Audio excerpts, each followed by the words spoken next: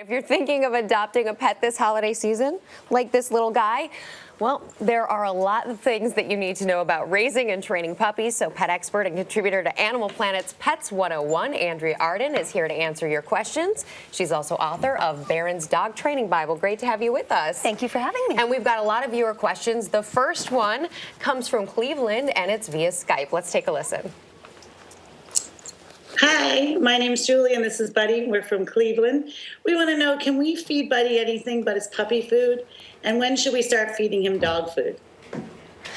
Well, you know, it depends on the dog, because the smaller the dog is, the more quickly they develop. So if you have a dog like a Maltese or a Yorkie, odds are they're going to move into their adolescent and adult months of their life at about 5 or 6 months old. But if you have a dog like one of these that's a larger breed, like a Lab or a St. Bernard mix, odds are they're going to be sort of in that puppy stage until they're about 7 or 8 months old. So at that stage, you can give them adult food. Adult food. Okay, Yeah. We also hit the streets to get some questions from new puppy owners, and let's take a listen to one of them. Hi, Andrea. I'm Binny, and this is our new family dog, Dylan. She's a 4.5-year-old rescue dog, and she has just recently started growling a little bit, especially with my 11-year-old daughter, and I'm just a little worried. It's playful, but I worry it's going into the next level. If you have any suggestions, thanks.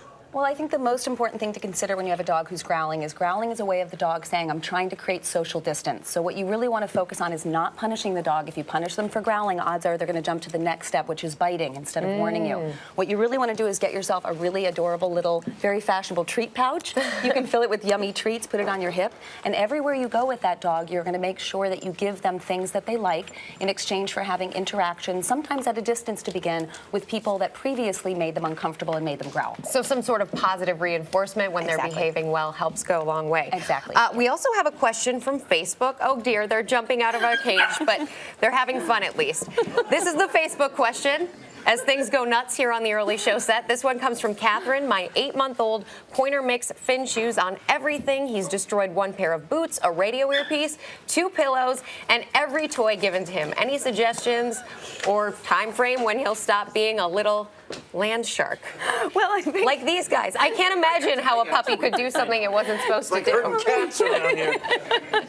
Well, I think the most important thing to consider is that puppies are, first of all, a handful, as you see here. They're very investigative creatures. They don't generally like to stay focused in one environment. They want to check out the whole place, and they use their teeth to investigate. So it's no surprise your puppy's going to want to chew things. I think the best thing you can do is get food stuffable toys. This is a good example. So I literally put some food in here, and if you put this, fill it up with food. It's helping with one of them at least. Stay more focused. It's helping with a few of them, yeah. What they're going to do is it's going to act like a pacifier for your puppy, and it's going to keep them busy and focused on chewing the appropriate things instead of illegal objects. All right, perfect answer. We have another question. Let's take a listen.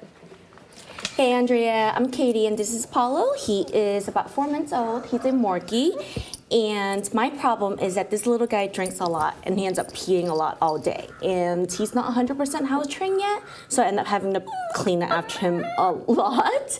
So I was just wondering if it's okay to regulate his water schedule, and if so, how often? You know, I think that what people need to remember is that while you do need to be concerned about your puppy becoming dehydrated due to an inadequate amount of water, oh no, we need to do a rescue. Please rescue this puppy. Come here, there you go, there you go. That you also need to consider that you don't want to kill with kindness, meaning giving your dog unlimited supplies of water means that they probably will have to go to the bathroom on an unlimited amount of time. So you want to give your puppy watering about 5 to 7 times a day for about 5 minutes at a time. You can give them as much water as they want during that time, but by controlling the number of waterings, you're hopefully going to control, a little bit at least, the number of times a day that your dog needs to eliminate, which will help you to be able to predict when they need to go, which will help you with house training. All right, great stuff. We really appreciate it. And by the way, if you'd like to adopt one of these little guys, you can call 516-883-7575 or go to animalleague.org. Andrea Arden, thank you so much for keeping the puppies in check and all the great advice.